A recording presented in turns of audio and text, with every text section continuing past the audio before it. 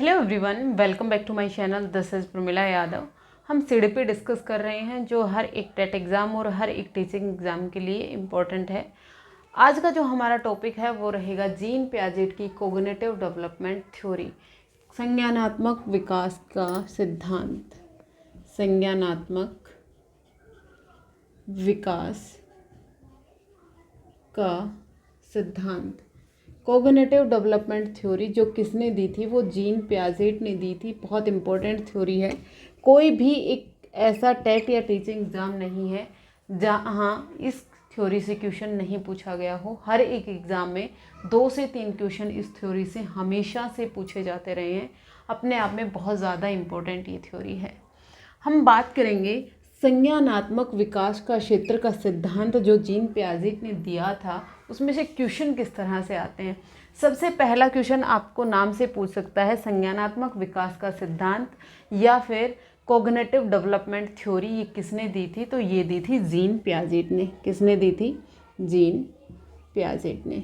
Gene Piaget हैं वो संरचनावादी हैं, वो रेडिकल कंस्ट्रक्टिविस्ट हैं। रेडिकल कंस्ट्रक्टिविस्ट का मतलब क्या है? वो कट्टरपंथी संरचनावादी या रचनावादी हैं। जितने भी संरचनावादी हैं, जैसे लास्ट क्लास में हमने लेव वाइगोस्की के बारे में देखा था। लेव वाइगोस्की को हमने सोशल कंस्ट्रक्टिविस्ट कहा था क्योंकि वो मानते हैं कि बच्चे अपने ज्ञान का निर्माण खुद ब खुद कर लेते हैं जब वो अपनी सोसाइटी के साथ इंटरेक्ट करते हैं। लेव वाइगोस्की ने समाज संस्कृति को सबसे ज़्यादा इम्पोर्टेंस दी थी। लेकिन जो जीन पियाजेट हैं वो संरचनावादी हैं। ये भी मानते हैं कि बच्चे अपने ज्ञान का निर्माण खुद कर सकते हैं, लेकिन उन्होंने यहाँ पर एनवायरनमेंट को, वातावरण को ज़्यादा इम्पोर्टेंस नहीं दी।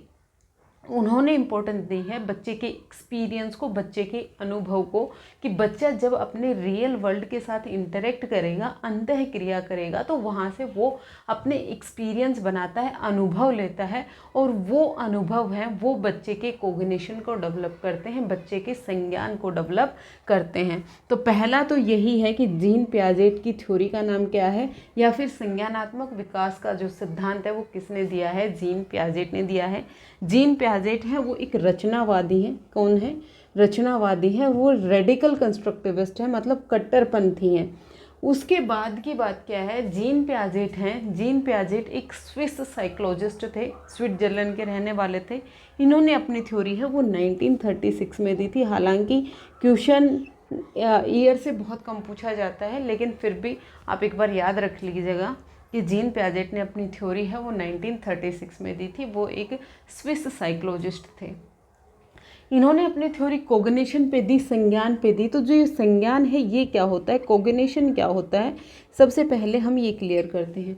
जो हमारा संज्ञान है, हमारे मस्तिष्क से जुड़ी हुई जितनी भी एक्टिविटी हैं, हमारे माइंड से जुड़ी हुई जितनी भी क्रियाएं हैं, वो सभी संज्ञान में आती हैं। चाहे वो सोचना समझना हो, चाहे वो तर्क देना हो, रीजनिंग हो, चाहे वो मेमोरी हो, याद करना हो, समस्या समाधान करना हो, प्रॉब्लम सॉल्विंग करना हो, ये सब चीज़ें हमारे दिमाग से जुड़ी हुई है, माइंड से जुड़ी हुई है, मस्तिष्क से जुड़ी हुई हैं। जो भी चीज़ें हमारे माइंड से रिलेटेड हैं वो सभी चीज़ें किस में आती हैं? संज्ञान में आती हैं। लेव वाइगोस्की के तरह ही जीन पियाजेट ने अपनी थ्योरी में बताया कि बच्चे का जो संज्ञान है वो किस तरह से डेवलप होता है, बच्चे का संज्ञानात्मक विकास किस तरह से डेवलप होता है, वो उन्होंने इस थ्योरी में बताया है। इन्होंने अपनी थ्योरी में 4 स्टेजेस की बात की है। कितने स्टेजेस की बात की है? 4 स्टेजेस की बात की है। आपको याद रखना है, आपसे क्वेश्चन पूछा जा सकता है जीन पियाजेट की जो थ्योरी है उसमें कितनी स्टेजेस की बात की गई है? तो वो 4 स्टेजेस की बात की गई है। इन्होंने अपनी थ्योरी में 4 अवस्थाओं की बात की है कि बच्चे का जो संज्ञान है वो 4 अवस्थाओं में डेवलप होता है, 4 अवस्थाओं में विकसित होता है।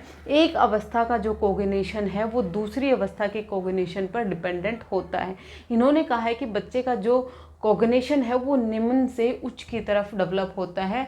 कहाँ से कहाँ तक? निम्न से उच्च की तरफ इसका जो संज्ञानात्मक विकास का जो डायरेक्शन है वो होती है। आपको याद रखना है, सबसे पहले बच्चे का निम्न स्तर का कॉग्निशन डेवलप होता है, उसके बाद वो हायर कॉग्निशन पर जाता है, ये भी याद रखना है। इन्होंने अपनी थ्योरी में स्टेजेस की बात की। इन्होंने जो कॉग्निटिव डेवलपमेंट है बच्चे का उसको डिसकॉन्टिन्यूअस कहा है, उसको असतत प्रक्रिया कहा है। ये कहते हैं कि बच्चे का जो कॉग्निशन है वो एक कॉन्टिन्यूअस प्रक्रिया ना होकर वो एक डिसकॉन्टिन्यूअस प्रक्रिया है, जहाँ पर भी आपको स्टेजेस दी हुई होती हैं। तो वो जितने भी साइकोलॉजिस्ट हैं जिन्होंने अपनी थ्योरी स्टेजेस में दी है वो सभी मानते हैं कि जो डेवलपमेंट है, जो विकास है, वो एक डिसकॉन्टिन्यूअस प्रक्रिया है, वो एक असतत चलने वाली प्रक्रिया है। तो अगर आपसे कोई पूछ ले कि जो डेवलपमेंट है, विकास है, उसको असतत प्रक्रिया किसने कहा है, तो जीन पियाजेट ने कहा है। जीन पियाजेट मानते हैं कि बच्चे का जो डेवलपमेंट है वो 4 स्टेजेस में होता है। निम्न से उच्च होगा, फर्स्ट स्टेज, फिर सेकंड स्टेज बच्चे का डेवलपमेंट, फिर थर्ड स्टेज, और जो सबसे हाईएस्ट बच्चे का कॉग्निशन है वो फोर्थ स्टेज में डेवलप होगा। एक स्टेज है वो दूसरी स्टेज के लिए फाउंडेशन का काम करती है, नींव का काम करती है। इनकी जो 4 स्टेजेस हैं वो कौन कौन सी? सबसे पहली स्टेज है जिसको हम कहते हैं सेंसरी मोटर स्टेज। सबसे पहली जो स्टेज है वो कौन सी है? सेंसरी मोटर स्टेज है, जिसको हम संवेदी पेशीय क्रियात्मक या ज्ञानात्मक या संवेदी गामक अवस्था कहते हैं। देखिए, हिंदी मीडियम वाले बच्चे भी इस स्टेज का नाम सेंसरी मोटर स्टेज से ही याद रख लें, क्योंकि हिंदी में बहुत सारे नाम दिए हुए होते हैं, जैसे संवेदी पेशीय अवस्था हो गई, क्रियात्मक अवस्था हो गई, ज्ञानात्मक अवस्था हो गई।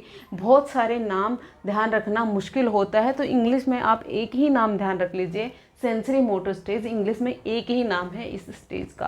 पहली स्टेज होती है सेंसरी मोटर स्टेज। इसका जो कार्यकाल होता है वो 0 से 2 ईयर तक होता है। जब बच्चा जन्म से लेकर 2 साल तक जाता है, जब बच्चा कौन सी स्टेज में होता है? इन्फेंसी में होता है। जब बच्चा शैशव अवस्था में होता है, तो उस स्टेज को जीन पियाजेट ने किसका नाम दिया है?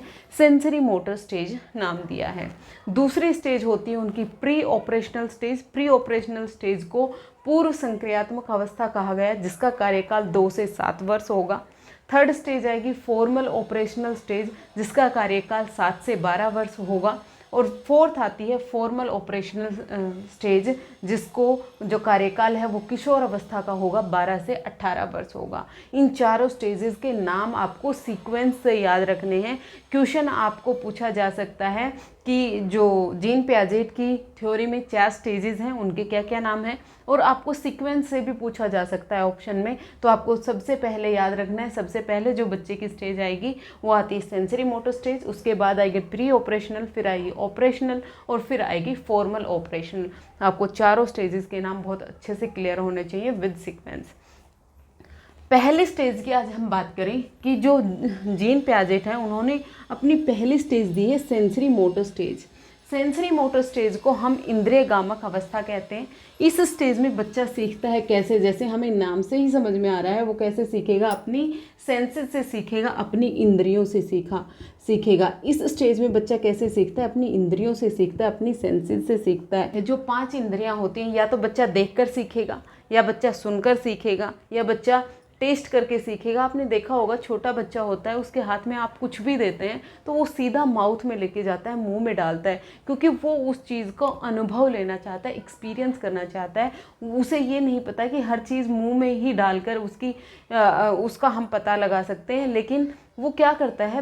माउथ में डालकर उस चीज़ का पता लगाने की कोशिश करता है, उस चीज़ को जानने की कोशिश करता है। तो यहाँ पर बच्चा कैसे सीखता है? सेंसेस से सीखता है। यहाँ पर जो सेंसेस होती हैं वो टीचर होती हैं, इंद्रियां हैं वो बच्चे की टीचर होती हैं, शिक्षक होते हैं। फिर उसके बाद हम बात करें, यहाँ पर मोटर की बात की गई है, मोटर एक्टिविटी। मोटर एक्टिविटी का मतलब क्या हो गया? यहाँ पर बच्चा जो उसकी फिजिकल एक्टिविटीज़ है, मोटर एक्टिविटीज़ किससे रिलेटेड होती है? उसकी शारीरिक एक्टिविटीज़ से। यहाँ पर बच्चा चलना सीख जाता है, यहाँ पर बच्चा वॉकिंग करना सीख जाता है, यहाँ पर बच्चा वॉकिंग करना सीखेगा, यहाँ पर बच्चा खड़ा होना सीख जाता है, यहाँ पर बच्चा स्टैंड करने लगता है, यहाँ पर बच्चा ट्रैवलिंग करने सीख जाता है, घुटने के बल चलना सीख जाता है। ये सब एक्टिविटीज़ के थ्रू बच्चा सीखता है। कौन सी स्टेज में? सेंसरी मोटर स्टेज में। सेंसरी मोटर स्टेज में आपको ध्यान रखना है, बच्चा कैसे सीखेगा? रिफ्लेक्स एक्टिविटीज़ के थ्रू सीखेगा, सहज क्रियाओं के माध्यम से सीखता है। आपको इम्पोर्टेंट याद रखना है, सहज क्रियाएं। आपसे क्वेश्चन पूछेगा कौन सी स्टेज में बच्चा रिफ्लेक्स एक्टिविटीज़ के थ्रू सीखता है, कौन सी स्टेज में बच्चा सहज क्रियाओं के माध्यम से सीखता है। तो सेंसरी मोटर स्टेज में बच्चा रिफ्लेक्स एक्टिविटीज़ के थ्रू सीखता है। रिफ्लेक्स एक्टिविटी बच्चे में जन्मजात पाई जाती हैं, बाय बर्थ ही बच्चे में वो चीज़ें पाई जाती हैं। यहाँ पर जो सहज एक्टिविटी होती है, रिफ्लेक्स एक्टिविटी है, वो बच्चा सीखता नहीं है, ना ही कोई बच्चे को सिखाता है, ये स्वतः ही बच्चे में पाई जाती हैं। तो जो चीज़ें स्वतः ही बच्चे में पाई जाती हैं वो सारे रिफ्लेक्स एक्टिविटी होती हैं। जैसे सकिंग हो गया, बर्थ के बाद ही, जन्म लेते ही बच्चा अपनी माँ का फीड लेना शुरू कर देता है, सक करना शुरू कर देता है। तो जो सकिंग है वो बच्चे में पाई जाती है। बच्चा पकड़ना सीख जाता है चीज़ों को, ये बच्चा देखेगा, उसको फील करेगा, टच करेगा। ये सब जो एक्टिविटी हैं वो किस में पाई जाती हैं? ये रिफ्लेक्स एक्टिविटीज़ होती हैं, सहज क्रियाएं होती हैं जो जन्मजात बच्चे में पाई जाती हैं। आपको याद रखना है कि जो सहज क्रियाएं हैं, जो रिफ्लेक्स एक्टिविटी है, वो बच्चा कौन सी स्टेज में करता है? बच्चा सेंसरी मोटर स्टेज में रिफ्लेक्स एक्टिविटी करता है। फिर उसके बाद हम बात करें कि जो सेंसरी मोटर स्टेज है, इसमें बच्चे में ऑब्जेक्ट परमानेंस आ जाती है, वस्तु स्थायित्व आ जाता है। क्या आ जाता है? Object permanence. ऑब्जेक्ट परमानेंस की जो स्टेज है वो भी यही होती है, इम्पोर्टेंट है, आपको याद रखना है। इस स्टेज में आपको दो ही करेक्टरिस्टिक याद रखनी है कि बच्चा रिफ्लेक्स एक्टिविटीज़ के थ्रू सीखता है, बच्चा सेंसेस से सीखता है, बच्चा मोटर एक्टिविटी करने लगता है, और सबसे इम्पोर्टेंट है कि बच्चे में क्या आ जाती है? ऑब्जेक्ट परमानेंस आ जाती है, वस्तु स्थायित्व आ जाती है। वस्तु स्थायित्व क्या होती है? जब बच्चा लगभग 6 महीने का होता है तो वो ये समझ जाता है कि जो चीज़ें उसके सामने प्रेजेंट नहीं हैं वो भी इस संसार में कहीं ना कहीं एग्जिस्ट करती हैं। जैसे आप बच्चे के सामने उसका कोई टॉय लेके जाते हैं और उस टॉय को फिर आप उसे छुपा लेते हैं, तो बच्चा उसको ढूंढने की कोशिश करता है। वो ढूंढने की कोशिश क्यों कर रहा है? क्योंकि उसका जो कोग्निशन है, उसका संज्ञान है, वो इतना डेवलप हो चुका है कि उसे ये पता लग गया है कि जो चीज़ें उसकी आंखों के सामने प्रेजेंट नहीं हैं तो भी वो इस वर्ल्ड में, इस संसार में कहीं ना कहीं एग्जिस्ट करती हैं, कहीं ना कहीं वो रहती हैं। तो ये जो स्टेज होती है, ये सब एक्टिविटी बच्चा कहाँ पर सीखता है? सेंसरी मोटर स्टेज में। और इस चीज़ को क्या कहते हैं हम? ऑब्जेक्ट परमानेंस कहते हैं, वस्तु स्थायित्व कहते हैं। तो ये भी आपको क्लियर होना चाहिए।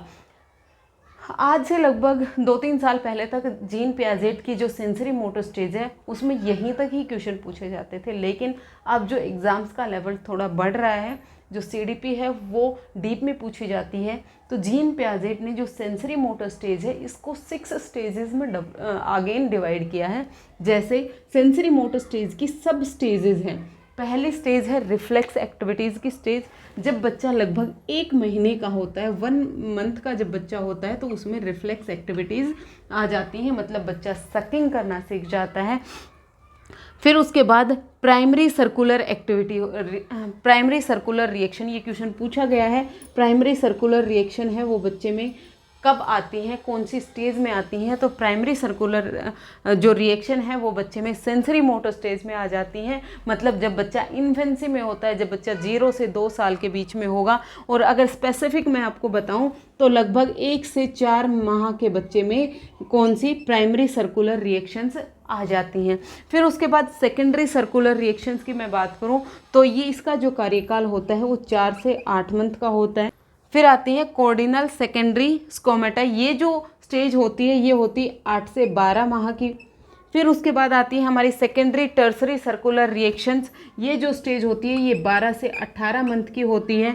और 6th स्टेज आती है stage of invention of new means through the mental combination, ये जो स्टेज होती है ये 18 से 24 महीने की होती है। जो ऑब्जेक्ट परमानेंस है वो 6th सब स्टेज में ही आती है। जो ऑब्जेक्ट परमानेंस मैं बता रही हूँ, वस्तु स्थायित्व, वो कौन सी स्टेज में आती है? 6ठी स्टेज में आती है, stage of invention of new means through the mental combination. आपको क्या करना है? आपको सेंसरी मोटर स्टेज की ये सब स्टेजेस के बारे में पता होना चाहिए। ज़्यादा से ज़्यादा आप इसका जो टाइम पीरियड है ये याद कर सकते हैं कि जो रिफ्लेक्स एक्टिविटी है वो 1 महीने के बच्चे में आ जाती है, प्राइमरी सर्कुलर रिएक्शन 1 से 4 महीने में आ जाती है, सेकेंडरी सर्कुलर रिएक्शन है वो 4 से 8 में आ जाती है, कोऑर्डिनल सेकेंडरी है वो 8 से 12 में आ जाती है, सेकेंडरी टर्सरी सर्कुलर रिएक्शन है बच्चे में 12 से 18 मंथ में, और जो फाइनल स्टेज है stage of invention of new means through the mental combination, ये 18 से 24 महीने के बच्चे में आ जाती है।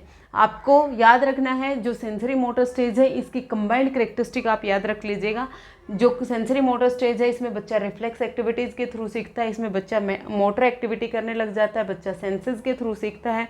बच्चे में ऑब्जेक्ट परमानेंस आ जाती है, वस्तु स्थायित्व आ जाती है, और बच्चा रिफ्लेक्स एक्टिविटी यानी सहज क्रियाओं के माध्यम से सीखता है। और जो सेंसरी मोटर स्टेज है, इसका जो कार्यकाल है वो 0 से 2 मंथ तक होता है, मतलब इन्फेंसी होती है, शैशवावस्था होती है। होपफुली आपको सेंसरी मोटर स्टेज है ये क्लियर हो गई होगी कि सेंसरी मोटर स्टेज में बच्चे का कोऑर्डिनेशन है, बच्चे का संज्ञान है, वो किस तरह से डेवलप होता है। होपफुली आपको जीन पियाजेट की जो फर्स्ट स्टेज थी, सेंसरी मोटर स्टेज है, वो क्लियर हो गई होगी। एक बार मैं आपको फिर से समराइज करवा दूं, जो संज्ञानात्मक विकास की थ्योरी है या कोग्निटिव डेवलपमेंट थ्योरी है, ये जीन पियाजेट ने दी थी। जीन पियाजेट हैं वो एक स्विस साइकोलॉजिस्ट हैं, उन्होंने अपनी थ्योरी 1936 में दी।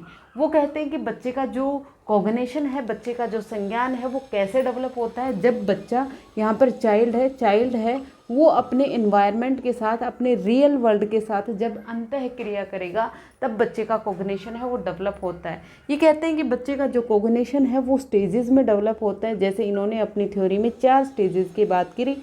ये कहते हैं कि बच्चे का जो कॉग्निशन है, बच्चे का जो संज्ञान है, वो एक सीक्वेंस में डेवलप होता है। एक सीक्वेंस में डेवलप होने का मतलब ये कहते हैं कि पहले बच्चे में कौन सी स्टेज आती है, पहले बच्चे में सेंसरी मोटर स्टेज आएगी, फिर उसके बाद बच्चे में प्री ऑपरेशनल स्टेज आएगी, फिर उसके बाद बच्चे में कॉन्क्रीट ऑपरेशनल स्टेज आएगी, और फिर उसके बाद बच्चे में फॉर्मल स्टेज आएगी। ये एक सीक्वेंस की बात करते हैं। ऐसा नहीं होगा कि सेंसरी मोटर स्टेज के बाद सीधा बच्चे में कॉन्क्रीट ऑपरेशनल स्टेज आ जाए और ये जो स्टेज रहेगी हमारी प्री ऑपरेशनल स्टेज है, इसको स्किप कर जाए।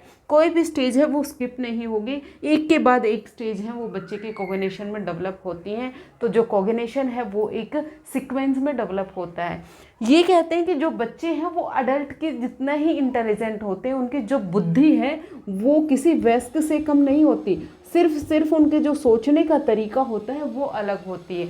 जो क्वांटिटी और क्वालिटी है उनके कॉग्निशन की वो डिफरेंट हो सकती है, लेकिन अडल्ट से कम नहीं होती है। ये चीज़ आपको याद रखनी है। मैंने कहा जीन पियाजेट कहते हैं कि जो बच्चे का कॉग्निशन है वो वयस्क के कॉग्निशन जैसा ही होता है, उससे कम नहीं होता है। फ़र्क क्या होता है, बच्चे के जो कॉग्निशन की क्वांटिटी, मात्रा और जो गुण हैं वो डिफरेंट हो सकते हैं, अलग हो सकते हैं, लेकिन उनसे कम नहीं हो सकते हैं।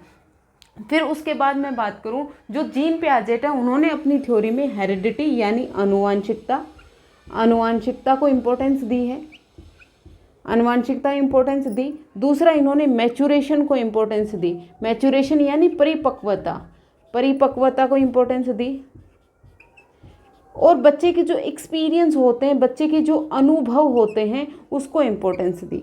आपको 3 चीज़ें याद रखनी है। जहाँ पर भी अनुवांशिकता को इम्पोर्टेंस की बात आएगी, इन्होंने अनुवांशिकता को इम्पोर्टेंस दी है, हेरिडिटी को इम्पोर्टेंस दी है कि बच्चे को जो अपने माता पिता के गुणसूत्र के थ्रू जो भी करेक्टरिस्टिक मिली, जो भी ट्रेट्स, जो भी विशेषताएं बच्चे में ट्रांसफ़र हुई, वो बच्चे के कॉग्निशन को डेवलप करने में इम्पोर्टेंट भूमिका निभाते हैं।